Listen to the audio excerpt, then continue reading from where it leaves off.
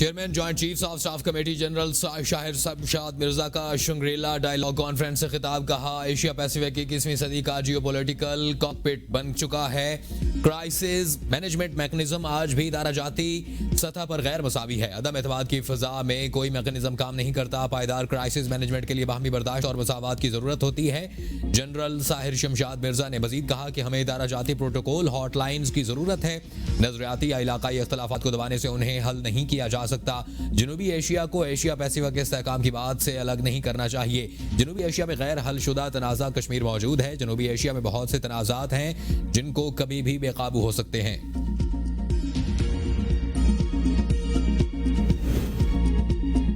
हुकूमत की जानिब से पेट्रोल की कीमत में ₹1 फी लीटर इजाफा कर दिया गया। वफाकी वजीर खजाना ने पेट्रोलियम मसनूआत की नई कीमतों का नोटिफिकेशन जारी कर दिया। नोटिफिकेशन के मुताबिक पेट्रोल की कीमत ₹1 इजाफे के बाद ₹253.63 फी लीटर मुकर्रर, जबकि डीजल की कीमत ₹254.64 फी लीटर बरकरार रखी गई है।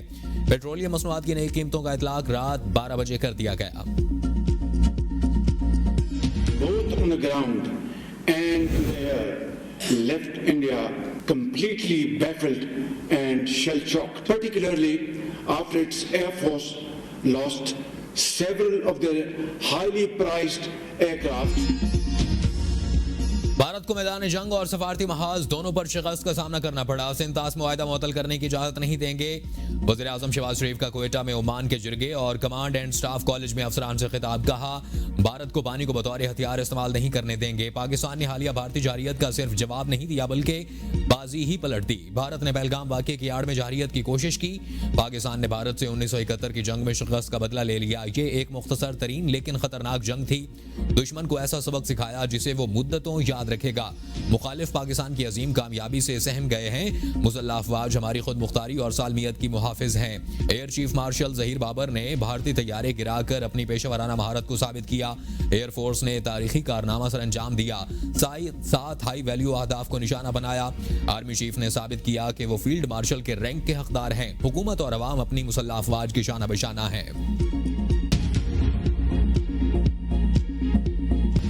भारतीय चीफ ऑफ डिफेंस का पाक फजाइया के हाथों भारतीय तैयारों की तबाही का एतराफ। ब्लूमबर्ग से गुफ्तगू में जनरल अनिल चौहान ने तस्लीम किया कि पाकिस्तान से झड़पों में भारत के चंद तैयारे गिरे। साथ ही ये नाकाम जवाब पेश करने की कोशिश की कि तैयारों का गिरना अहम नहीं, असल बात यह है कि तैयारे क्यों गिरे। सहाफी के सवाल के बावजूद भारतीय चीफ ऑफ डिफेंस का तैयारों की तादाद बताने से इनकार। कहा, हमने झड़पों में तकनीकी गलतियां की जिसका इदराक है।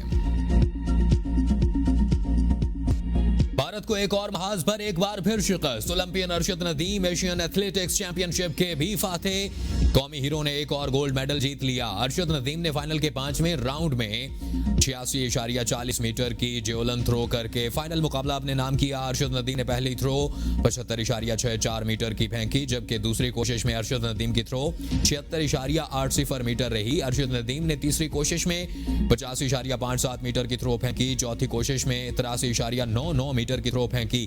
फाइनल मुकाबला जीतने के बाद कौमी हीरो अरशद नदीम के घर जश्न कौम की तरह अरशद नदीम के अहले खाना खुशी से निहाल। बेटे की कामयाबी पर वालिद के भंगड़े, ढोल की थाप पर रक्स, शहरियों की नारेबाजी। बड़ी स्क्रीन लगाकर फाइनल मुकाबला देखा। अरशद नदीम के घर में खवातीन कुरान मजीद की तिलावत करती रहीं। अरशद नदीम की वालदा जाए नमाज पर बैठी रही और बेटे की कामयाबी के लिए दुआएं मांगती रहीं। वालिदा का कहना था, ये फतह पूरी कौम की है। सबका शुक्रिया जो मेरे बेटे के लिए दुआ की।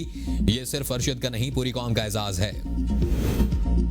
अरशद नदीम की एशियन एथलेटिक्स चैंपियनशिप में गोल्ड मेडल जीतने पर कौम को मुबारकबाद। कहा, भरपूर सपोर्ट और दुआओं पर पूरी कौम का शुक्रगुजार हूं। इस कामयाबी पर जितना भी शुक्र अदा करूं कम है।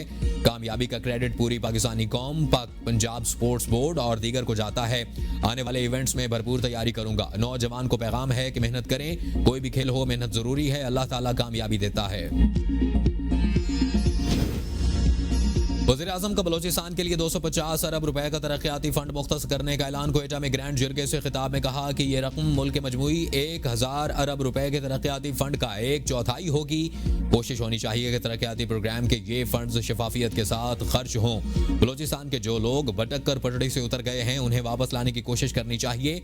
भाइयों में नाराजगी हो तो बैठकर बात होती है। भाईचारा, 4 भाई हैं, मिल बैठकर रूखी सूखी खा लेते हैं। अगर कोई शिकवा है तो बैठकर बात करनी चाहिए। इमाम दीन बताएं कौन सी खराबियां हैं जिन्हें दूर करने की जरूरत है। दहशतगर्द खून के प्यासे हैं, वो पाकिस्तान की तरक्की और खुशहाली नहीं चाहते।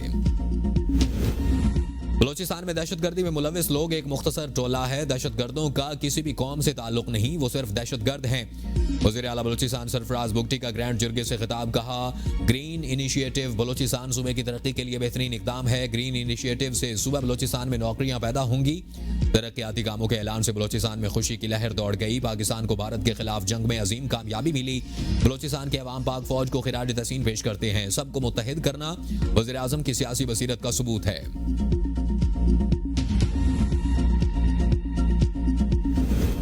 बानी पीटीआई आइंदा 2 से 3 साल तक रिहा होते नजर नहीं आते। वज़ीर आज़म के मुशीर राना सनाउल्लाह कहते हैं कि बानी पीटीआई के खिलाफ मुतादिद मुकदमात ज़ेर समात हैं, जिनमें से बाज़ में सजाएं हो चुकी हैं और बाज़ में होने का इम्कान है। इसलिए उनकी रिहाई बहुत मुश्किल नजर आती है। अगरचे फरीकैन अपने अपने मौक़िफ़ पर कायम रहें, फिर भी मुज़ाकरात होने चाहिए। ताहम बानी पीटीआई का फ़लसफ़ा ये है कि वो मुखालिफ को फ़रीक नहीं बल्कि दुश्मन समझते हैं। पीटीआई ये चाहती है कि मामला 2016 और 2018 की तर्ज पर उनसे तय किए जाएं। बानी पीटीआई ने हुकूमत के खिलाफ एहतजाजी तहरीक शुरू करने का ऐलान कर दिया। सेनेटर अली जाफर की बानी पीटीआई से अडियाला जेल में मुलाकात के बाद मीडिया से गुफ्तगू। कहा, एहतजाजी तहरीक का मरकज इस्लामाबाद नहीं होगा, मुल्क भर में एहतजाजी तहरीक चलाएंगे। बानी पीटीआई ने कहा कि हमें दीवार के साथ लगाया गया, हमारे पास सड़कों पर आने के सिवा कोई ऑप्शन नहीं बचा। मुल्क भर में एहतजाज करेंगे, जिसे वो जेल से लीड करेंगे। एहतजाजी तहरीक से मुतालिक तमाम हिदायत वो जेल से देंगे। बानी पीटीआई ने मुझे जिम्मेदारी दी है कि एहतजाजी तहरीक का प्लान बनाकर दूं, जो मुशावरत के बाद आइंदा मुलाकात में पेश करूंगा। बानी पीटीआई बहुत संजीदा है। अब जो तहरीक चलेगी ऐसी पहले कभी नहीं चली होगी। बानी पीटीआई ने कहा कि इस दफा तहरीक को नतीजा खेज बनाना है।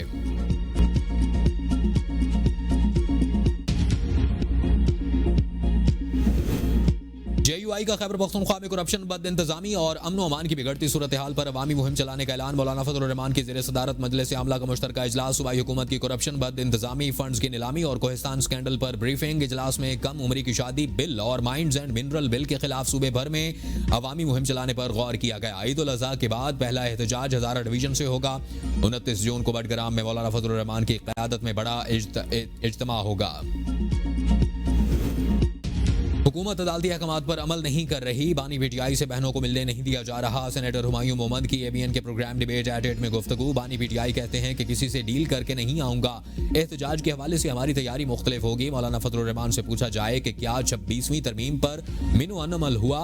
नवाज शरीफ को करप्शन करने पर 3 बार इख्तिदार से निकाला गया। हमारे खिलाफ अदम एतमाद किया गया, लेकिन करप्शन पर नहीं।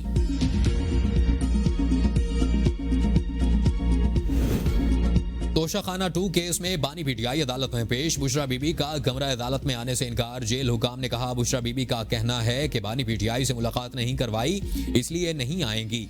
अदालत ने 3 घंटे का वक्त देने के बावजूद बुशरा बीबी के ना आने पर इज़हार बरहमी किया। उनकी अदम दस्तयाबी के बायस 4 गवाहों के बयान रिकॉर्ड न हो सके। अदालत ने मुलजमा को आइंदा समात पर पेश होने का एक और मौका दे दिया और कहा कि आइंदा समात पर बुशरा बीबी ना आए तो जमानत मनसूखी के अहकाम देंगे। अदालत ने समात 3 जून तक मुलतवी कर दी।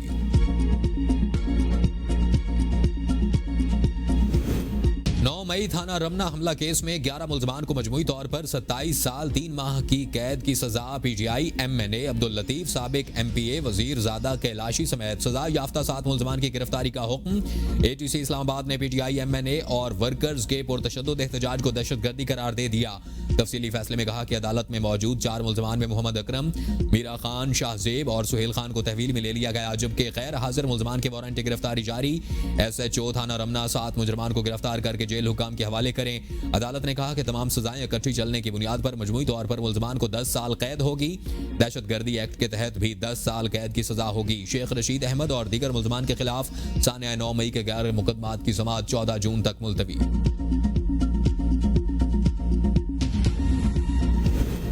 वज़ीर ख़ारजा इसाक डार का अज़रबैजान के हम मनसब से टेलीफोनिक राब्ता। अज़रबैजान की हुकूमत की मेहमान नवाजी पर इज़हार तशक्कुर। आइंदा ECO सरबराही इजलास की तैयारियों पर तबादला ख्याल। इजलास में जुलाई 2025 में अज़रबैजान में मुनक़िद होगा। पाकिस्तान का अहम किरदार मुतवक्के।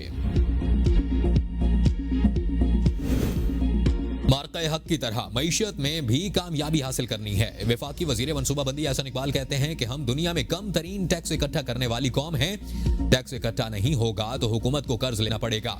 10 मई के बाद मजबूत और तवाना पाकिस्तान का तासुर उभरा है। तरक्याती मनसूबों के लिए टैक्स महसूलात में इजाफा जरूरी है। कौम को टैक्स चोरी के खिलाफ जिहाद करना होगा। नौजवानों को फनी तालीम, स्कॉलरशिप्स और लैपटॉप दे रहे हैं। IMF पाकिस्तान की कारकर्दगी से मुतमईन है।